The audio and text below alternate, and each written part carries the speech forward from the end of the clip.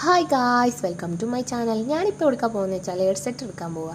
Headset ഒരു വട്ടം എടുത്തതാണ്, അതൊന്ന് മാറ്റിക്കാണ്ടിരിക്കുന്നത്, അതിന് പോയിരുന്നു. പിന്നെ ആ രണ്ടെണ്ണത്തിന് ഞാൻ മേലാക്ക് കൊണ്ടുപോകില്ല, കാരണം അവിടെ രണ്ടെണ്ണം കൂടി തല്ലുണ്ടാക്കിയിട്ട് അതൊക്കെ വിട്. ഇപ്പം ഞാൻ ഇവിടെ എന്താ ചെയ്തുകൊണ്ടിരിക്കണമെന്ന് വെച്ചാൽ ഞാനൊന്ന് ചിത്രം വരയ്ക്കാൻ ഇറങ്ങിയതാണ്.